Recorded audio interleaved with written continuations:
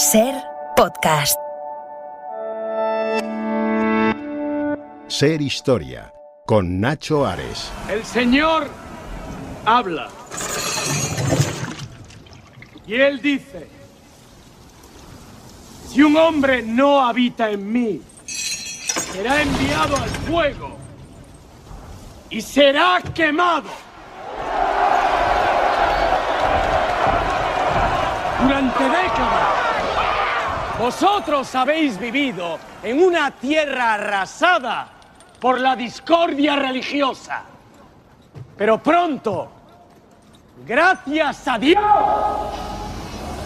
y a la Inquisición, nosotros purgaremos esa enfermedad.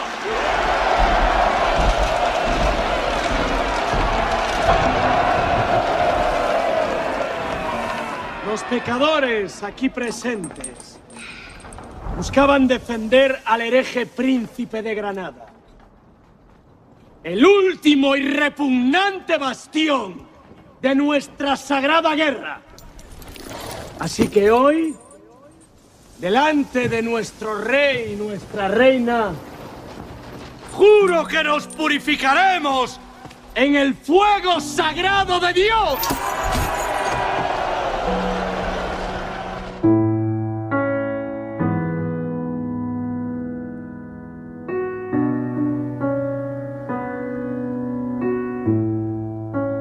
Estos son los argumentos que la leyenda negra, la historia que rodea a la figura de Torquemada y la Inquisición, ponía en voz de este actor en la película Assassin's Creed del año 2016, ¿no? Cómo había que deshacerse de los herejes por medio del fuego, por medio de la destrucción y la aniquilación. Como vamos a demostrar y como vamos a argumentar en este programa de Ser Historia en el cronovisor, la figura de Torquemada no fue ningún santo, pero tampoco lo fue ninguno de los otros contemporáneos, ¿no?, con los que le tocó vivir. Hay que entenderlo en su contexto histórico, en el momento que le tocó desarrollar su trabajo, las creencias religiosas, la importancia también que tuvo el contacto con otras culturas y el miedo que existía en la cristiandad a que judíos o musulmanes fueran comiéndoles terreno a cada paso que daban, ¿no?, en esa expansión, por ejemplo, por la península ibérica, aunque ya en este siglo XV, Torquemada falleció en el año 1498, la verdad es que la reconquista estaba casi consumada. A Torquemada vamos a dedicar la parte principal de nuestro programa de hoy, programa en el que, como siempre, intentaremos hacer un poquito más de historia.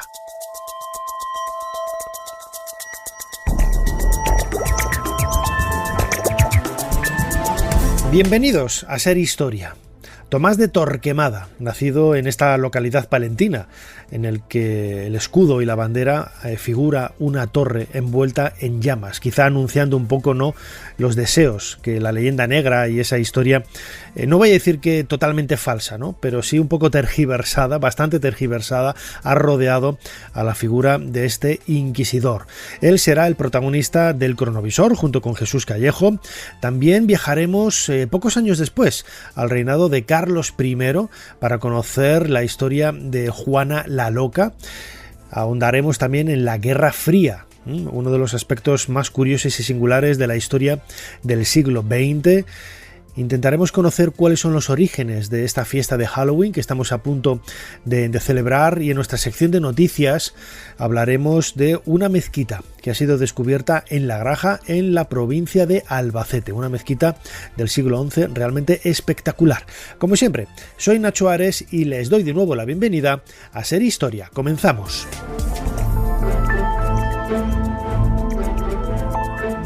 Sigue a Ser Historia en las redes sociales.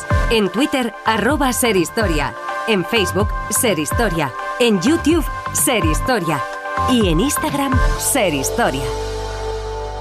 Jesús Callejo, una semana más, bienvenido de nuevo a Ser Historia. ¿Qué tal, Nacho? Pues bien hallado, un placer como siempre. Bueno, un placer. El personaje de hoy tiene su parte de leyenda negra, es un personaje bastante turbio, unos lo defienden, otros lo atacan. Como decimos siempre, no hay que verlo con esa perspectiva de la historia, ¿no? Y fue lo que hizo, un hijo de su tiempo. Y claro, si decimos que hablamos de Torquemada, Tomás de Torquemada, dirán, joder, pero es que ese tiene fama de criminal y todo, ¿no? Pero bueno, hay que verlo en ese contexto de la época también, ¿no? Sí, y un contexto... Yo ni lo defiendo ni lo ataco, ¿eh? No. Nos limitamos a contar lo que pasó. Como todos los personajes históricos, tiene sus luces y sus sombras. Es verdad que el hecho de que Tomás de Torquemada fuera el primer inquisidor general de esa recién inaugurada Inquisición por parte de los Reyes Católicos, donde había que tener mucho más mano dura, pues está claro, ¿no? que generó pues mucha controversia, incluso en su época. Pero lo curioso de Tomás de Torquemada, y lo iremos comentando a lo largo del cronovisor, es que tuvo muy buena fama a lo largo del tiempo, prácticamente hasta el siglo XVIII. El siglo XVIII, y a partir del XIX, es cuando se empieza a cuestionar su figura, porque se empiezan a dar datos que no son exactamente correctos sobre las muertes que causó directa o indirectamente la Inquisición. Ahí es cuando también un poco se empieza a prodigar la leyenda negra.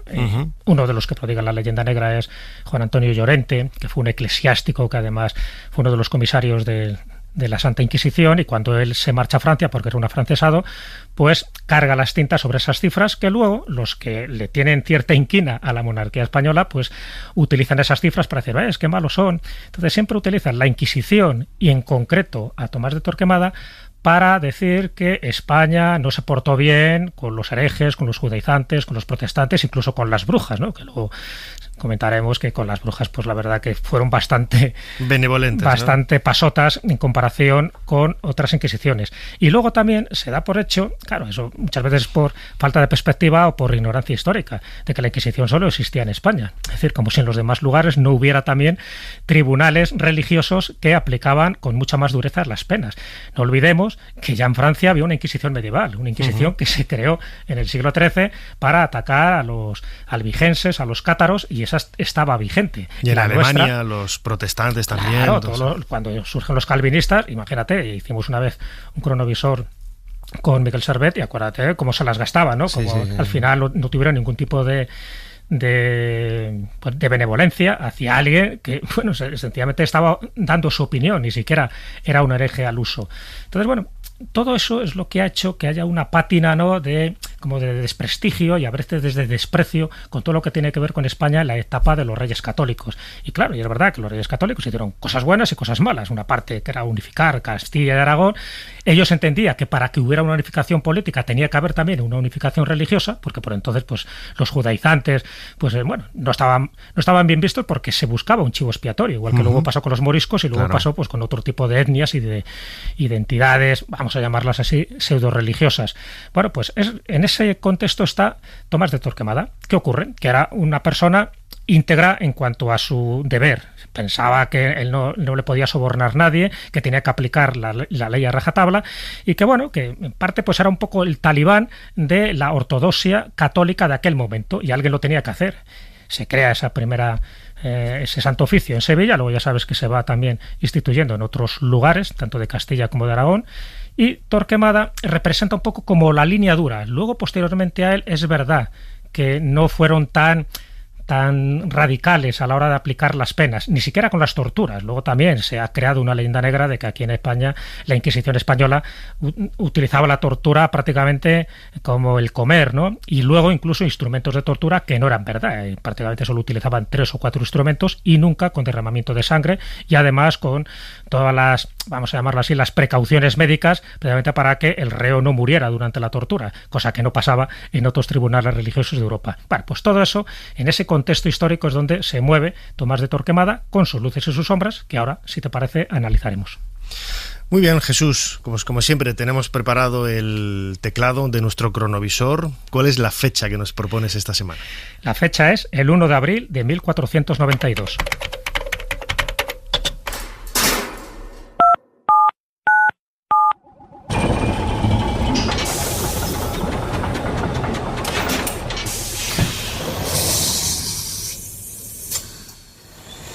Adelante, pasen.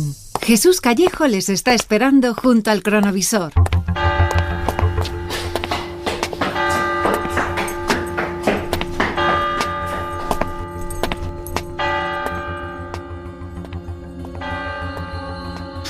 Jesús, escuchamos unos pasos, unas campanas. Por la arquitectura ha cambiado un poquito, pero parece que estamos en la Alhambra. Estamos en la Alhambra, efectivamente. Estamos en la corte real de los Reyes Católicos, que ahí es donde tenían su ubicación en este momento preciso en el que nos hemos trasladado con el cronovisor. Y estamos en un momento, en un día muy concreto, porque es el día después del edicto de expulsión de los judíos. El edicto de expulsión, sabes que es el 31 de marzo de este año, de 1492. Ya se venía, ¿no?, fraguando y cocinando, ¿no?, ese proyecto el 20 de marzo y, claro, el artífice, por decirlo así, el creador intelectual era Tomás de Torquemada, porque, y aquí viene la paradoja, él tenía ojeriza a los judaizantes, pero sin embargo su familia eran todos conversos, de dos generaciones judío. Anteriores. Sí, claro, sí. Era de los que se le habían obligado a Fíjate, convertir. eso sigue pasando en la actualidad, son los peores, ¿eh? La gente que tiene un inicio cultural, un inicio social, familiar, en un lugar determinado, viaja a otro punto, lo hemos visto con los grupos terroristas islámicos, la gente que se convierte ex novo, que nunca había abrazado esa religión o nunca había abrazado ese tipo de ideas, de pronto se convierten en los más voraces y los más feroces terroristas, ¿no? Más que incluso la gente que desde el principio había nacido en ese entorno y lo tomaban como algo absolutamente normal y cotidiano, ¿no? Y lo mismo pasaba con Torquemada y ese origen judaizante, que su familia se convierte y él se transforma como en el adalid, ¿no?, el abanderado contra los judíos. Sí, pues para demostrar que es más cristiano que nadie, ¿no? Son los cristianos nuevos, a diferencia de los cristianos viejos, que son los que nacieron en el cristianismo, no solo ellos, sino también sus padres y sus abuelos. Y los cristianos nuevos, pues bueno, tenían que demostrarlo. Y en el caso este, sabes que en esas familias que se habían convertido al cristianismo, pues normalmente un hijo iba para cura, ¿no? Iba para sacerdote. En este caso, pues fíjate, llegó hasta como prior y como ni más ni menos como jefe, ¿no?, de la Santa Inquisición. Entonces él tenía que ser como mucho más duro. Por eso tenía fama de insobornable, tenía fama de duro y de que no pasaba ni una, pero no pasaba ni una siquiera a los Reyes Católicos. Bueno, ¿por qué estamos en esta fecha? Bueno, como ves, es al día siguiente del edicto de expulsión. Claro, ya para entonces, como ya el rumor se había extendido, muchos judíos, y sobre todo muchos judíos potentes, con influencias, con dinero, y uno de ellos era Isaac Abravanel. Este Isaac Abravanel, que había servido en distintos cargos a los Reyes Católicos, había ofrecido al rey Fernando unos días antes una importante suma de dinero para retrasar esta medida, porque es que la medida les daban 4 meses para que recogieran sus enseres, no podían llevar ni oro ni plata, en fin, una medida totalmente ignominiosa. Bueno, pues Isaac Abravanel había ofrecido ni más ni menos que 30.000 ducados a los Reyes Católicos, en concreto al rey Fernando, para que se retrasara. De esto se entera Tomás de Torquemada. Entonces, al día siguiente del edicto, se acerca aquí a la Alhambra de Granada, efectivamente, en el que estamos, y vamos a asistir a una escena increíble, muy importante, pero que intenta reflejar un poco el carácter autoritario y carismático que tenía Tomás de Torquemada, porque en este momento se acerca airado, están los reyes ahí sentados en su trono. Por supuesto, Tomás de Torquemada tiene la venia, tiene audiencia, tiene privanza, ¿no?, para poder estar con ellos. Es un personaje VIPs y allí que va, pero va airado. Lleva un crucifijo y en el momento que se acerca, claro, esto lo estamos contemplando ahí detrás de una cortina, en plan discreto, se presenta ante el rey. En concreto va directamente hasta Fernando, porque él era confesor de la reina, de Isabel la Católica, pero no se llevaba tan bien con el rey Fernando. Le arroja a los pies un crucifijo y le dice textualmente: Judas vendió a nuestro Señor por 30 monedas de plata. Su Majestad está a punto de venderlo de nuevo por 30.000. La verdad es que yo no sé si él lo pensaría en aquel momento, pero estaba escribiendo una frase para la historia, ¿no? Para la historia. O sea, y para un cuadro también. Hay un cuadro que luego se pintó posteriormente donde intenta reflejar esa medida. En algunos casos en este cuadro meten a este judío, a Isaac Abravanel, que no es verdad, él no estaba presente en aquel momento, pero él pensaba que con esta medida se podría, ¿no?, una especie de soborno, ¿no?, de esos 30.000 ducados, poder retrasarlo.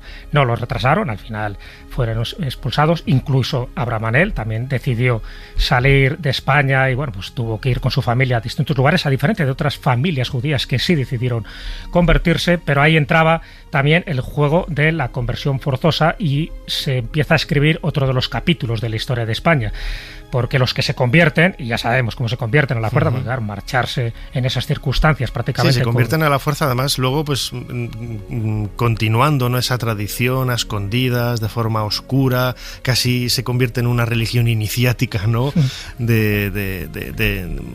bajo mesa, ¿no?, bajo cuerda, y lo convierten en algo más peligroso, ¿no?, entre comillas. Claro, pero le dan una especie de justificación a Torquemada para que la Inquisición todavía sea más virulenta contra ellos, porque como sabe que hay muchos cristianos que no son tal, que son, en fin, son estos criptojudaísmo, como le llamaban, es decir, era por una parte eran judío-conversos, se les llamaba peyorativamente marranos, acuérdate, sí, los marranos, para que veas también un poco, ¿no?, a estos cristianos nuevos, y se consideraba que había un criptojudaísmo, estos judaizantes que estaban practicando en secreto la ley judía. Entonces contra ellos es contra los que va la Inquisición en esos primeros años en los que está sobre todo Fray Tomás de Torquemada, que es ya digo el primer inquisidor. A partir de ahí se empieza a extender también a protestantes, a moriscos, a bígamos, a sodomitas, a brujas, etcétera, pero los importantes contra los que va es contra estos judaizantes, porque consideran que efectivamente están engañando un poco a la Iglesia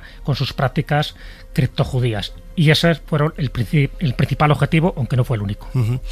Como hacemos en esta temporada, siempre introducimos en esta máquina del tiempo, en este cronovisor, Jesús Callejo, director del cronovisor. Me encantó aquello.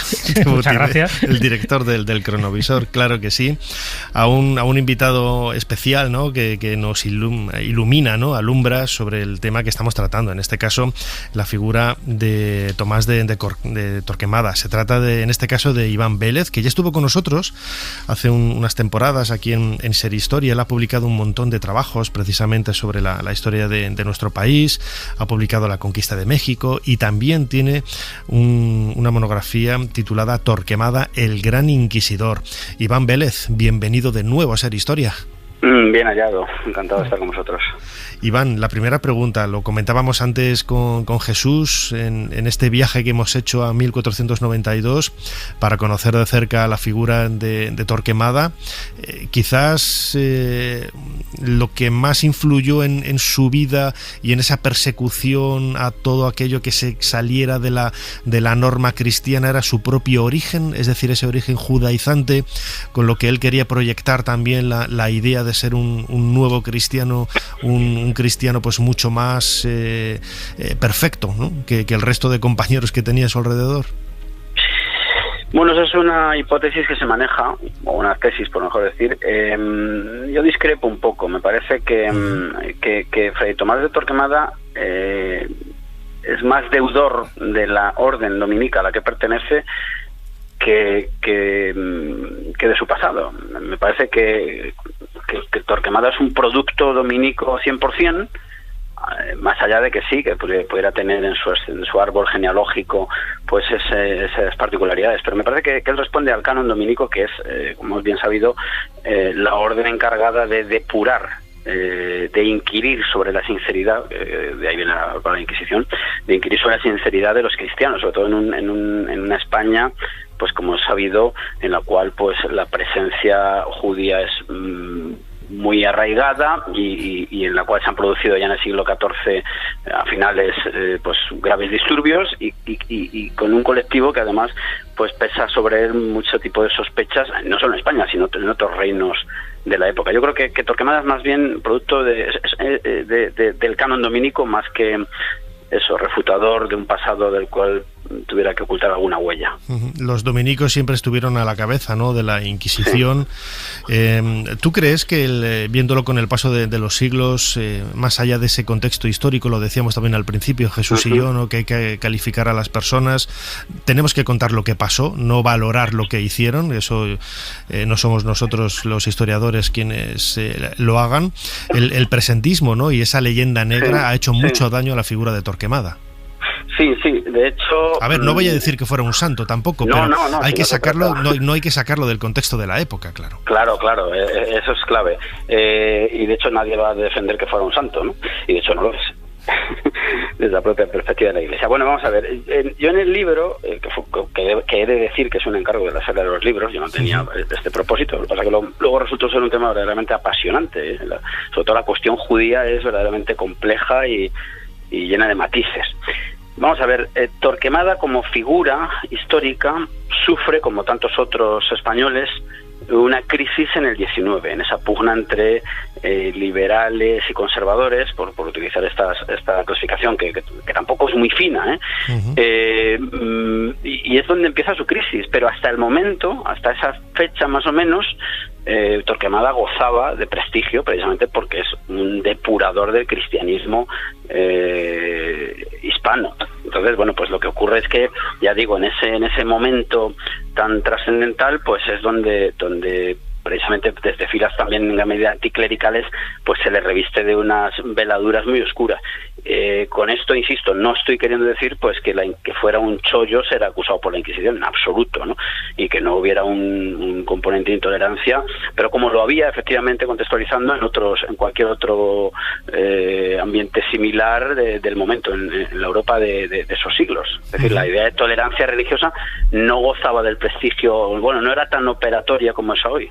Desde luego. Jesús te quería preguntar algo. Sí, mira, Iván, sabes que a Tomás de Torquemada al final le sucede Diego de Deza, ¿no? Sí. El arzobispo de Sevilla, a él le sucede el cardenal Cisneros, bueno, también está Fernando Valdés, distintos inquisidores que algunos pues han pasado a la historia por sus actuaciones. Pero a nivel comparativo, comparándolo con Tomás de Torquemada, estos inquisidores que le sucedieron fueron más tolerantes, hicieron cambios en la Inquisición, esa primera que se crea. ¿Cómo ves esa perspectiva, esa evolución?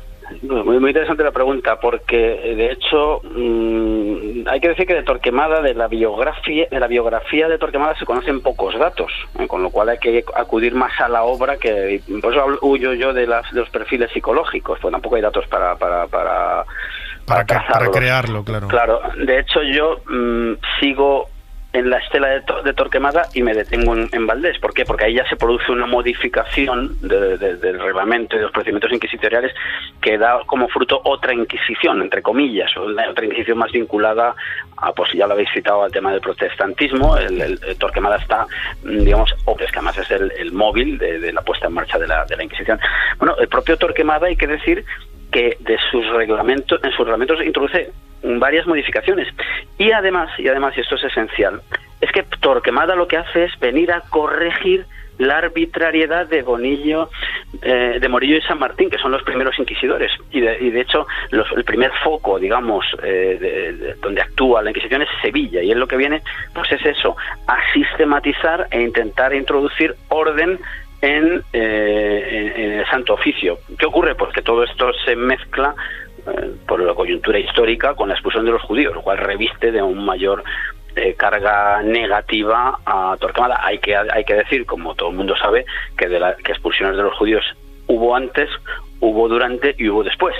E incluso en la Hispania visigótica hubo, bueno, los judíos estuvieron sujetos a grandes restricciones. Restricciones, vamos a dejarlo así. Sí. Entonces, claro que sí. La figura de Torquemada lo recomendamos desde aquí, ¿no? Ese libro Torquemada, el Gran Inquisidor, publicado por La Esfera, cuyo autor Iván Vélez nos ha atendido aquí en este cronovisor de Ser Historia en los últimos minutos. Iván, como siempre, muchísimas gracias una vez más por habernos ayudado a hacer un poquito más de historia. Pues un placer y a vuestra disposición como siempre. Un abrazo. Un abrazo, Iván.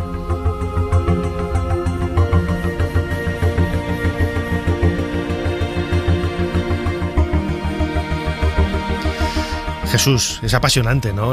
Redescubrir un poco la figura de grandes personajes del pasado, ¿no? El otro día, hace unas semanas, hablando precisamente en otro programa sobre la festividad de la Hispanidad, el 12 de octubre, ¿no? Que sí, cómo tendríamos que recordar una fecha que implicó, ¿no? la muerte de mucha gente en América, ¿no? Y es que me parece tan absurdo ir por ese camino, ¿no? Es como si yo daba el ejemplo que se ha utilizado muchísimas veces, ¿no? Que si ahora el alcalde de Soria le da por preguntar al primer ministro de Italia, de Roma, que pida perdón, ¿no?, por la invasión de Roma y la aniquilación absoluta de Numancia, ¿no?, en aquella época. Son cosas absurdas que hay que ver con el paso del tiempo, y la figura de Torquemada pues también, ¿no? Y no vamos a decir que fuera un santo, ¿no?, pero hay que verlo en ese contexto de la época, en donde no solamente había la Iglesia, entendía que había elementos en contra, como eran los judíos, eran los musulmanes, pero también un montón de herejías que habían crecido, ¿no?, precisamente al albor de los errores que había cometido la Iglesia, ¿no?, en muchas ocasiones, y también pues elementos más supersticiosos, ¿no?, como la brujería, la magia, todo este tipo de personajes cayeron también en las garras de la Inquisición. Sí, sin ninguna duda, pero ya digo, cayeron en las garras de la Inquisición española, igual que cayeron en las garras de muchos tribunales religiosos que había en Europa, donde lo que se buscaba precisamente era eso, era ser ortodoxos, convertir un poco a aquellos disidentes pues en lo que ellos consideraban que era la fe verdadera, en fin, el fanatismo que siempre ha estado ahí, ¿no? Y además, pues eso, utilizando remedios jurídicos, por decirlo así, porque antes de caer en la Inquisición, ya te digo, y eso tampoco es valorar la Inquisición, pero antes de la Inquisición todavía era mucho peor aquel que le acusaban de cualquier delito, de cualquier herejía, ¿no?, porque no tenía unos trámites legales, unas defensas jurídicas que sí se tienen con la Inquisición. Luego ya sabemos cómo se las gastaban y cómo se torturaba y cómo se conseguían las confesiones, pero que incluso antes de la Inquisición no pensemos que eso era un jardín idílico, ¿no?, donde la gente no se acusaban unos a otros y donde no había torturas y donde no había ejecuciones y había chamusquinas en la hoguera. También las había. Lo que bueno, la Inquisición se genera por ese afán de aglutinar, ¿no?, una idea religiosa. Pero claro, ahí entran un poco las cifras, y las cifras es muy importante porque se valoran. Ya te digo que hasta finales del siglo XVIII la valoración que tenía Torquemada era bastante positiva. De hecho, incluso el padre Juan de Mariana, que era jesuita, en fin, los jesuitas y los dominicos nunca se llevaban muy bien, que digamos, en absoluto. En la Historia General de España, que escribe en el 16, considera a Tomás de Torquemada una persona prudente, una persona docta, que tenía mucha cabida con los reyes por ser su confesor y prior del monasterio de su orden en Segovia. Así lo dice Juan de Mariana. Se deforma toda su imagen a finales del 18 por las cifras que se están dando, sobre todo por esta obra de Juan Antonio Llorente, esta historia crítica de la Inquisición, que publica en 1817, y él habla, Llorente, de que en el periodo de la Inquisición, hasta donde él tiene constancia, mueren 32.000 personas ejecutadas. Bueno, esa cifra se ha revisado, por supuesto, a la baja, y eso ya nos da también un contexto de cómo hay que valorar objetivamente este periodo. Henry Kamen habla de 2.000 víctimas hasta el año 1530. El catedrático de historia... Eso encaja más, sí. El otro día, por ejemplo, en el Hoy por Hoy Madrid, que estuvimos hablando de cómo era Madrid en el siglo XV, pues Madrid no era capital, ¿no? Lo fue en 1561, pero en Madrid solamente había 10.000 personas, 12.000 habitantes. O sea, es que no eso que hubiera 30.000, no sé, no, absurdo, en todo el reino, ¿no? O sea, no, me parece un poco absurdo y exagerado. Jaime Contreras, que para mí es uno de los historiadores, igual que Gustav Henissen, que más ha investigado estas cifras, ¿no?, de la Inquisición, sobre todo aquellos que murieron de una forma o de otra, él habla de 1.346 ejecuciones hasta el año 1700, y Stanley Payne, en la España imperial, este hispanista, sí, habla de 3.000 ejecuciones en 3 siglos, es decir, que equivale más o menos a unas 10 ejecuciones al año, que no vamos a justificar 10 ejecuciones al año, luego, pero sí, que no son estas cifras. Fíjate, solo en la matanza de San Bartolomé se asesinaron a hugonotes, que eran, en fin, en París, franceses calvinistas en París, el 23 de agosto de 1572, se asesinaron entre esa noche y los días siguientes a 12.000 personas. Si sumas solo la noche de San Bartolomé, son más víctimas que toda la historia de la Inquisición española.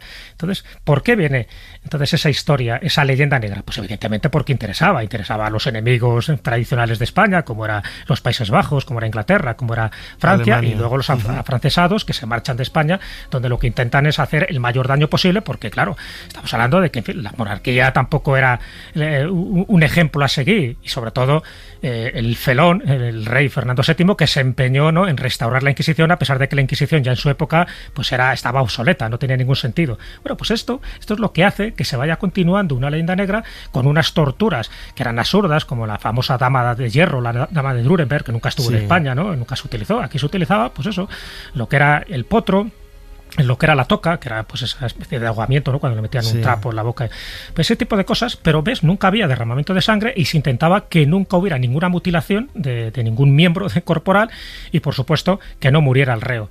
Pero además muchas de los enjuiciamientos acababan pues en una exposición pública, quizás unos azotes, ponerle el pelele, ¿no? el capirote, el San Benito, ¿no?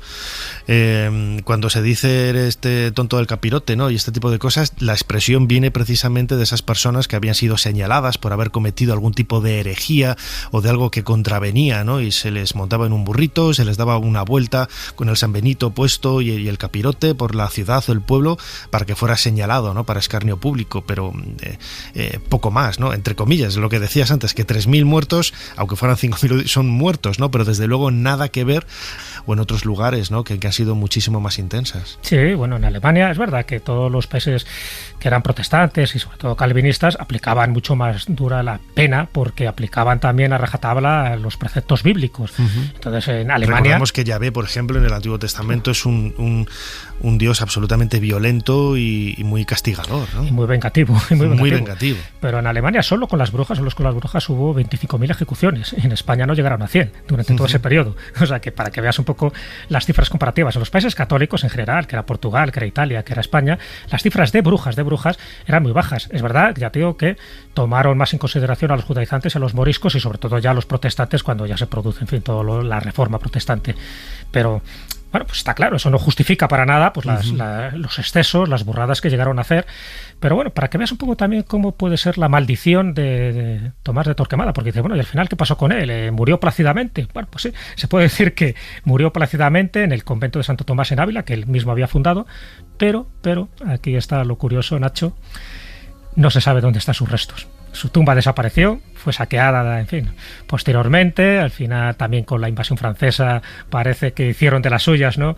Con sus restos. A día de hoy, y esto no deja de ser paradójico, ¿no? Porque era una persona con una gran relevancia social, política, religiosa en aquella época, incluso posteriormente, porque mucha gente seguía sus principios, los artículos que él dictó para, en fin, para una buena hegemonía religiosada, porque son tumbas desaparecidas, sus restos o sus huesos estarán por ahí diseminados, y bueno, no deja de ser un guiño del destino, ¿no? De cómo este hombre que lo fue todo en su momento, pues ahora ni siquiera puede ir alguien o poner un ramo de flores o insultarle, es decir, porque no existe su tumba. Se supone que está en Ávila, evidentemente, posiblemente esté en alguna cripta por ahí perdida del convento de Santo Tomás, o en las afueras o los arrabales, o sencillamente pues ha sido un quemado los huesos, como él hizo con algunas de las víctimas de la Inquisición. Pero bueno, lo cuento un poco como dato curioso y como una paradoja del destino. Desde luego es el colofón de Tomás de Torquemada que queda un poco, bueno, pues en esa huella final, ¿no? de su historia, que nos hace pensar un poco el legado, aunque quizás tomando un poco la tradición del antiguo Egipto, siempre tenemos que hablar de Egipto, lo más importante era el nombre, ¿no? El nombre, sí. Que quedara el nombre, cuantas veces, más veces se pronunciara el nombre, pues se cobraba vida a la persona, ¿no? En este caso hemos estado hablando de Torquemada y su recuerdo, su figura en definitiva, es lo que cobra vida. Tú has dicho, que quede el nombre, es que ha pasado de apellido a convertirse en adjetivo. Ahora cuando eres un Torquemada. Totalmente. Yo no sé si a él le hubiera gustado pasar a la posteridad por eso, pero bueno, sus 15 años de inquisidor general y los 76 años de vida, pues al final ha dejado este legado. Jesús Callejo, fantástico, director del Cronovisor y director también de la Escóbula de la Brújula, que el otro día te lo comentaba, me pareció muy interesante el programa que estuve escuchando hace unas semanas sobre la ufología. Algún día tendremos que hacer, tomé algunas notas de las cosas que decía Juanjo Benítez en la entrevista que le hicisteis para hacer algún cronovisor sobre este tipo de temas que a mí me parecen fascinantes, tienen un montón de enigmas históricos y también, lo he dicho siempre, desde el punto de vista antropológico, ¿no? Cómo se proyecta el presente en el pasado, ¿no? Para intentar explicar enigmas del pasado con soluciones que tenemos del presente, ¿no? Buscar paralelos físicos, tipológicos en objetos y cosas, ¿no? Es muy, muy llamativo. ¿Con qué nos vais a sorprender este fin de semana pues en la Escóbula? Con un tema totalmente diferente. Ya sabes que nos gusta sorprender y sorprendernos a nosotros mismos. Vamos a hablar de exiliados. Vamos a hablar de esos exiliados exiliados que hubo tras la Guerra Civil, muchos niños que se fueron, por ejemplo, a México, son los famosos niños de Morelia, que fueron silenciados luego, y hablaremos con Lola Moreno, una especialista en esta materia, y también de los niños que fueron exiliados, pero en este caso a Rusia, y hablaremos pues con un corresponsal de Rusia que pues, es hijo de padres exiliados, para que nos cuente un poco esa problemática de intelectuales que también fueron exiliados y no les quedó más remedio que marcharse, ¿no?, para desarrollar su actividad artística o literaria. En fin, un mundo complejo donde yo creo que lo vamos a analizar, bueno, ya lo veréis y lo escucharéis, analizado con todo el respeto, ¿no?, con todo el mimo y todo el cariño, porque desde luego estamos hablando de uno de los periodos más controvertidos de la historia de España. Desde luego, La escóbula de la brújula en Podium Podcast, no os lo perdáis, con Jesús Callejo y un montón de amigos. La figura de Torquemada, lo decía ahora, ¿no?, ha marcado un poco la historia del siglo XV, sus últimos coletazos, principios del XVI, pero ha llegado coleando hasta nuestros días, ¿no? Y no solamente es un adjetivo, lo de eres un Torquemada, eso me ha gustado mucho, sino también el reflejo, ¿no?, de una etapa histórica muy importante de la historia de España. Como siempre, Jesús Callejo, crononauta, director del Cronovisor, muchísimas gracias una vez más por habernos ayudado a hacer un poquito más de historia. Gracias a ti, Nacho, un fuerte abrazo.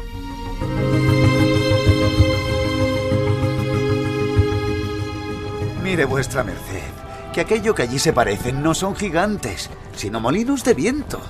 Y lo que en ellos parecen brazos son las aspas que, volteadas del viento, hacen andar la piedra del molino. Ser Historia con Nacho Ares. Todo lo que quisiste saber de la historia, la madrugada del sábado al domingo, en la cadena SER. 3 de febrero de 1945. Tras un vuelo de 7 horas que despegó por la noche, aviones británicos y estadounidenses aterrizan en la pista helada del aeropuerto de Saki en Crimea. Al salir del avión, Winston Churchill parece débil y presenta una fiebre alta.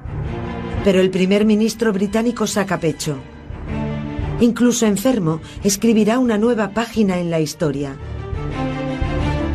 Lo mismo hará el presidente Roosevelt, a pesar de su cansancio extremo. Los diplomáticos y militares se saludan en la pista. Muchos de los asistentes podrían escribir un diario. Gracias a sus revelaciones, sabemos exactamente lo que ocurrió en la conferencia. Sus historias cuentan algo que no se incluyó en la historia oficial. Stalin decidió no recibir a sus invitados en Saki. Su ausencia es el primer envite en su juego de poder. Las negociaciones van por buen camino. Fue Molotov, la mano derecha de Stalin, el que recibió a Roosevelt y a Churchill a su llegada.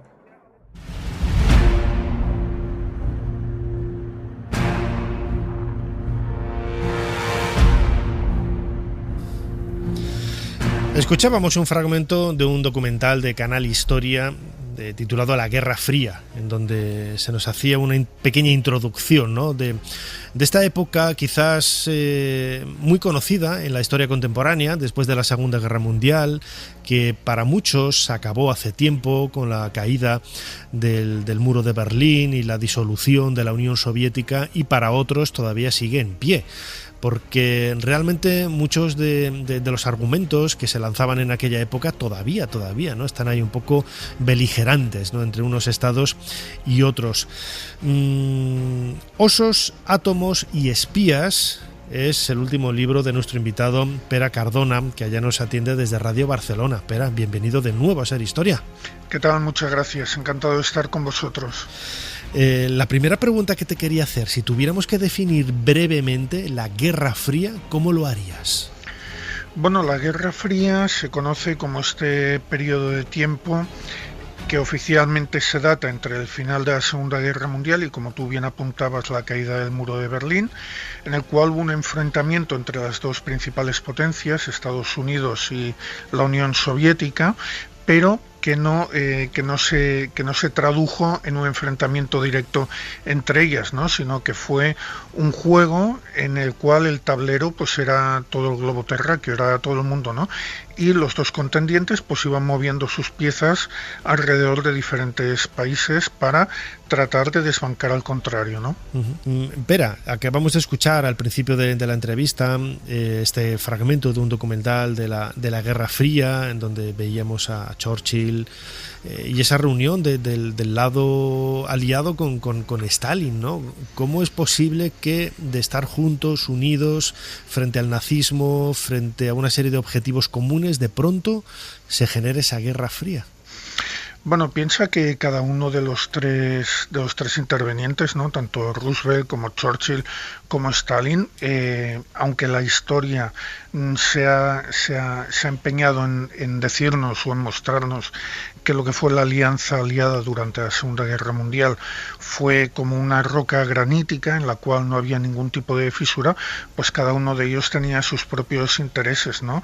Piensa que Churchill, por ejemplo, detestaba todo aquello que oliera a comunismo, ¿no? Y no solamente durante la Segunda Guerra Mundial, sino que anteriormente ya había manifestado pues sus reservas, o ya había manifestado su repulsa por la ideología comunista, ¿no? Stalin, por su parte, también detestaba a Churchill, no lo soportaba, no lo tragaba, ¿no? Y por otra parte, Roosevelt era el que en esta alianza aliada hizo un poco de contrapeso e intentó aglutinar o intentó mantener el esfuerzo común que suponía el luchar contra el nazismo. Además tenemos la idea, ¿no?, de que, claro, lo llamamos Guerra Fría, una guerra en la que no hay combatientes cara a cara, pero también murió mucha gente, quizás no eran los millones de personas, lógicamente, que murieron en los campos de batalla, tanto en la Primera Guerra Mundial como en la Segunda, pero esa Guerra Fría, ese concepto también tenía su aspecto más bélico. Sí, porque piensa que durante la Guerra Fría los dos contendientes, tanto Estados Unidos como la Unión Soviética, no mantuvieron una confrontación directa, ¿no? Pero sí que fueron moviendo sus piezas de juego en el tablero mundial, ¿no? Y por ejemplo, pues estuvieron luchando indirectamente en la Guerra de Vietnam, ¿no? O lucharon también en la Guerra de Corea, o por ejemplo un episodio que tampoco es muy conocido, que fue la estancia de soldados cubanos en Angola, ¿no? No hubo un enfrentamiento directo porque, claro, como los dos contendientes poseían armamento nuclear, pues un enfrentamiento directo habría derivado en una auténtica catástrofe, ¿no? Pero sí que fueron moviendo sus piezas y sí que fueron luchando en diferentes escenarios del mundo a través de terceros. Mandamos a nuestros súbditos, así nosotros nos cubrimos las espaldas, ¿no? Que es lo que se sigue haciendo en la actualidad. Es un mundo muy sórdido, ¿no? También por ese aspecto tan egoísta, ¿no? Porque en la actualidad cualquier guerra, ¿no? Normalmente el general en jefe, el presidente de un gobierno que lanza un ataque, él nunca está, no es como antaño, que lideraban la caballería, iban todos como el rey, iban todos allá a la batalla y el rey moría sobre el campo de batalla, ¿no? Ese concepto ha quedado muy atrás y es casi como utilizar como si fueran marionetas los ejércitos, los servicios de inteligencia, los espionajes, ¿no? Correcto, fíjate, además hoy en día incluso es que en ocasiones no hay ni soldados sobre el campo de batalla, ¿no? Porque Estados Unidos y otros países utilizan tecnología punta como pueden ser los drones, que son los que realizan el ataque, además un ataque que lo dirige una persona que está sentada a miles de kilómetros de distancia, ¿no? Eso a mí me sorprende, ¿no? La cantidad de tecnología. Ahora comentabas esos drones, ¿no? Yo recuerdo hace unos años, ¿no? Nos resultó cómico, ¿no? Para muchos, pero también era terrible, ¿no? Que se pudiera hacer una cosa así. Un estúpido del grupo terrorista, que yo me voy a negar a decir el nombre, que estaba en Irak haciéndose un selfie, ¿no? En un lugar con un montón de armamento. Lógicamente Estados Unidos detectó al instante, en el momento que se subió a las redes sociales, dónde estaba hecha esa fotografía, y hasta allí que mandaron un dron y a tomar por saco todo, ¿no? La tecnología ha cambiado absolutamente todo, ¿no? La visión, y empieza precisamente en esta Guerra Fría. Correcto, es en la Guerra Fría cuando empieza a utilizarse un armamento como pueda ser el armamento nuclear, que en aquel momento era desconocido, ¿no? Piensa que la primera bomba atómica la lanzaron los norteamericanos en 1945 y lo que sucedió tanto en Hiroshima como en Nagasaki cambió totalmente las reglas del juego, ¿no? Porque hasta aquel momento, como tú bien decías, las batallas se libraban sobre el terreno, sobre el campo de batalla, pero a partir de aquel momento, claro, alguien que podía tener acceso a lo que era la tecnología de armamento nuclear pulsaba un botón y podía causar una destrucción que hasta aquel momento era totalmente desconocida a miles de kilómetros de distancia, ¿no? Pero no solo eso, porque a partir de la Guerra Fría también se intensificó lo que eran los ejércitos en la sombra, los ejércitos de los espías, el espionaje, como bien dices, ¿no? Y además un espionaje al cual se le dotaba de toda una serie de elementos tecnológicos que también eran desconocidos, ¿no? Infinidad de gadgets, como pueden ser cámaras fotográficas diminutas, armas que estaban disimuladas también en otro tipo de gadgets, como podían ser, pues yo qué sé, lápices pintalabios, o como pueda ser la punta de un paraguas, etcétera, etcétera, ¿no? Y todo esto, quieras que no, pues claro, cambió lo que es el campo de batalla, cambió la forma de entender la guerra clásica que se tenía hasta aquel momento.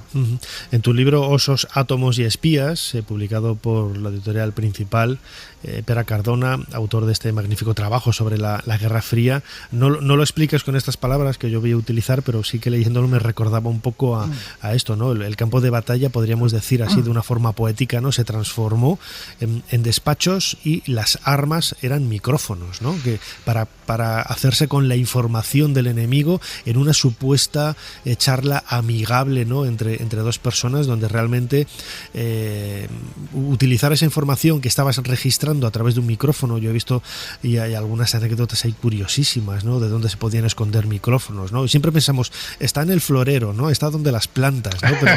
Pero hay muchísimas cosas súper curiosas, divertidas, de dónde podían estar los micrófonos, y todo eso es parte de la esencia y del divertimento, entre comillas, de la Guerra Fría. Correcto, fíjate como por ejemplo durante la conferencia de Yalta en la Segunda Guerra Mundial, los soviéticos iban un paso por delante de los aliados, ¿no? Porque Stalin ordenó la colocación de micrófonos no solamente en las salas donde se realizan las conferencias, sino también en los aposentos privados que tenían tanto Churchill como Stalin, ¿no? Y aquí se producen muchísimas anécdotas divertidas, ¿no? Como por ejemplo, pues Churchill se hizo acompañar por su hija a las conferencias y Stalin, bueno, para agasajar a todos los invitados, pues oye, los regaba con buen vino, le estaba vodka, por ejemplo, o incluso les ofrecía caviar, ¿no? Durante las comidas. Y la hija de Churchill le dijo a su padre en una parte, en un momento determinado, que bueno, que quizás comer caviar pues estaba muy bien, pero quizás estaría un poquitín mejor si el caviar pudiera regarse con limón.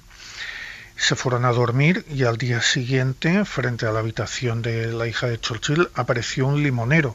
De la nada, que el día anterior no estaba allí plantado, ¿no? Claro, ¿cómo podían saber los soviéticos que la hija de Churchill quería regar con limón el caviar, ¿no? Si no era introduciendo micrófonos en los aposentos privados, ¿no? Además, por ejemplo. Claro, hoy, a ver, incluso con un teléfono móvil y los aparatitos, los gadgets, los gimmicks, como decimos ahí en la magia, son muy pequeños, son absolutamente increíblemente tecnológicos y muy pequeños, pero en aquella época un micrófono, por muy pequeño que fuera, tenía un tamaño considerable. Claro, además para disimularlos, pues ten en cuenta que no podían disimularse como hoy en día en un pequeño botoncito o cualquier cosa de estas, ¿no? En aquella época pues tenían que incrustarlos entre la madera de los muebles o por ejemplo, pues no sé, en los quicios de las puertas, etcétera, etcétera. Tenían que buscar localizaciones que fueran un poquitín grandes para que pudiera caber el micrófono, ¿no? ¿Cuál fue el papel que jugó España en esa Guerra Fría?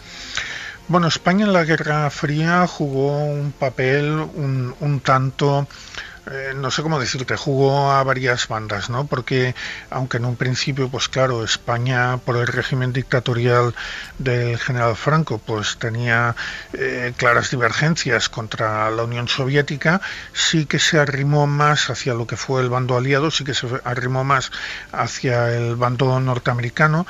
Permitió también la construcción de todas las bases en el país, de todas las bases americanas en el país. Hubieron personajes bastante destacados, hubieron espías muy destacados, como por ejemplo Emilio Sicre, que fue el que gracias a él pues implantó la USS, que era la precursora de la CIA en España, pero bueno, también no dejaba de jugar un poco con el otro bando, ¿no? Él intenta mantenerse neutral para recibir un poco lo mejor de cada lado, ¿no? Uh-huh. Y lo decía yo al principio, ¿no? Se ha comentado, ¿no? que la Guerra Fría acaba con la caída del muro de Berlín, la disolución de la Unión Soviética. Yo no sé si estás muy de acuerdo con ello. Quizás no tan, iba a decir no tan globalizada, ¿no? Pero al contrario, ¿no? La Guerra Fría se ha globalizado, ¿no?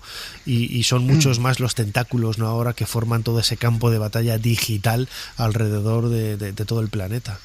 Pues mira, fíjate, no hace mucho estuve hablando con Gary Powers Jr. Gary Powers Jr. es el hijo del piloto Gary Powers, que fue derribado sobre la Unión Soviética en 1961 y cuya historia inspiró a Steven Spielberg para la grabación de su película El puente de los espías. Y hablando con él, yo le comentaba, le decía, bueno, Gary, ¿tú crees que acabó la Guerra Fría? O más bien dicho, ¿por qué crees que debemos sacar una enseñanza de la Guerra Fría hoy en día, ¿no? ¿Qué paradigmas podemos trazar? Y Gary Powers me comentaba que durante la década de los 80 la Unión Soviética invadió Afganistán y que ellos fueron a Afganistán, claro, para contrarrestar a las tropas soviéticas, ¿no? Y bueno, pues para poder contrarrestarlas estuvieron entrenando a un personaje, a Osama Bin Laden, que años más tarde, en palabras textuales, dijo, fíjate la que nos lió un 11 de septiembre, ¿no? Con lo cual la Guerra Fría, esta idea que tenemos que acabó con la caída del muro del Berlín, yo creo que deberíamos dejarla un poco de lado, ¿no? Porque fíjate que lamentablemente hoy en día Afganistán está en boca de todos, ¿no? Y lo que está pasando en Afganistán no deja de ser una consecuencia directa de lo que pasó durante la Guerra Fría. Sí, en los años 80, en los años 70, correcto, sobre todo, ¿no? Es un poco los ecos, ¿no? Sobre todo porque se asentaron una serie de problemas que no han sido resueltos o han sido resueltos de aquella forma, de aquella manera quizás un poco más no tan intensa o tan profunda como se deberían haber transformado y solucionado, y todavía hoy sigue coleando el humo de aquellas pistolas, ¿no? Claro, porque además cuando Estados Unidos llegó a Afganistán, llegó con una mentalidad occidental. Afganistán, no debemos olvidar que es un país que está anclado en el pasado, es un país que está dominado por clanes tribales, es un país en el cual hay una cultura que es, podríamos decir, que todavía va 300, 400 años por detrás de lo que es la mentalidad occidental, y evidentemente pues todas las fórmulas que se intentan aplicar con la perspectiva actual, vistas desde hoy en día, pues en este país están condenadas al fracaso, ¿no?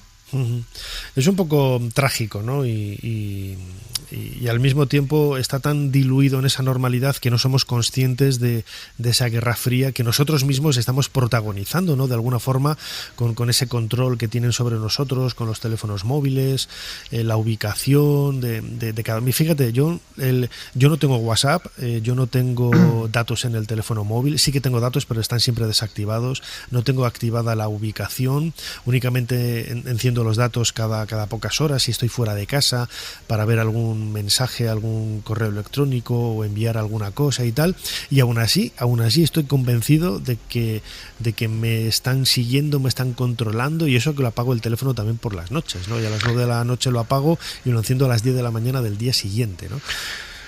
Claro, fíjate, es lo que comentábamos antes, ¿no? Durante la Guerra Fría, sobre todo al principio, pues habían toda una serie de gadgets. Claro, los espías, la labor de espía que había durante la Guerra Fría no es la que hay hoy en día, ¿no? Pero es que hoy en día estamos cansados de ver cómo cada día aparecen noticias en las cuales pues se nos dice que Google está controlando todos nuestros datos, Facebook está controlando todos nuestros datos, WhatsApp controla nuestros datos. Claro, ¿a quién no le ha pasado al igual entrar en Google y hacer una búsqueda, no sé, me lo invento, de un modelo de lavadora porque se te ha estropeado la lavadora de casa y durante un mes no paras de recibir propaganda de marcas de lavadora y curiosamente una vez que te has comprado aquello desaparece, ¿no? Claro, hoy en día estamos espiados, estamos controlados, es el gran hermano que controla todos nuestros movimientos y como bien dices, pues es muy difícil de escapar de ello, ¿no?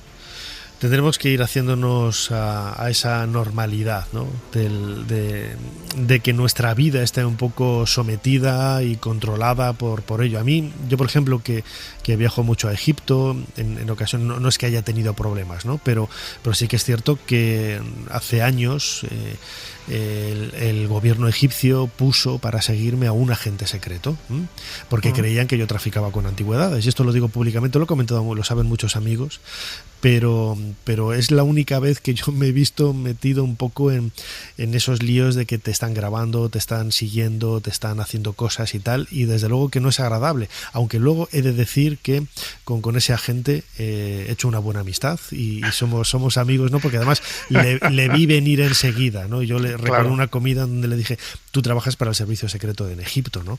Y me lo reconoció al instante, ¿no? Una comida que, por cierto, yo también grabé, porque yo sabía lo que estaba detrás y yo llevaba también todos mis elementos, que para eso trabajo en la radio. Pero bueno, esto que es un poco anecdótico, ¿no? Pero ya para ir acabando, en la vida real es mucho más duro, ¿no? Claro, esto además a todo el mundo que nos dedicamos a escribir sobre capítulos históricos y mucho más, si empiezas a escribir sobre capítulos que están relacionados con el espionaje, esto nos ha pasado más de uno en diversas ocasiones, ¿no? Que bueno, pues no dejan de ser temas que levantan o hieren susceptibilidades, levantan muchas expectativas y hay gente que está muy interesados en saber qué es lo que escribes, por qué escribes y sobre todo dónde has sacado tus fuentes de información, ¿no? Esto nos ha pasado a muchísima gente, a ti también por lo que me comentas ahora, pero bueno, forma parte de lo que es nuestro día a día, ¿no? En el momento en que te pones a tanto a escribir de estas cosas o como en tu caso que entras y sales de Egipto constantemente, pues esto lamentablemente tarde o temprano tiene que suceder, ¿no? Pero bueno, es algo que asumimos, que aceptamos y que hay que seguir para adelante, ¿no? En mi caso quedó como una simple anécdota y como tal lo he vivido y lo he disfrutado y bueno, pues es una parte de mi vida. Pero desde luego la Guerra Fría tiene infinidad de flecos y de ramales que, Pera, si te parece, Pera Cardona, autor de este libro Osos, Átomos y Espías, lo podemos retomar dentro de un tiempo porque me gustaría abordar contigo anécdotas precisamente de esas grabaciones con micrófonos ocultos, que yo sé que hay infinidad de historias muy divertidas, pero que nos pueden ayudar, ¿no? Como digo siempre, para hacer un poquito más de historia. Si te parece, en unas semanas dejamos pasar un poquito de tiempo y retomamos esta charla precisamente sobre esas anécdotas. ¿Te parece? Claro que sí, por supuesto. Muy bien, pues Pera Cardona, como digo, autor de este libro Osos, Átomos y Espías, publicado por Ediciones Principal. Como siempre, muchísimas gracias una vez más por habernos ayudado a hacer un poquito más de historia. Muchísimas gracias a vosotros, Nacho.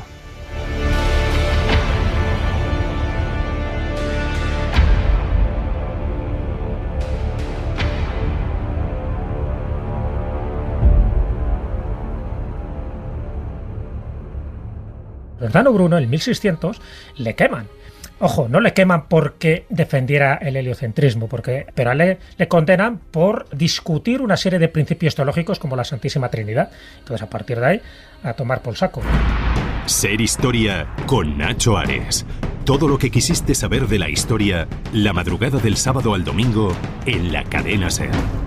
A principios del siglo XVI, estos campos de Castilla estaban gobernados por un rey extranjero.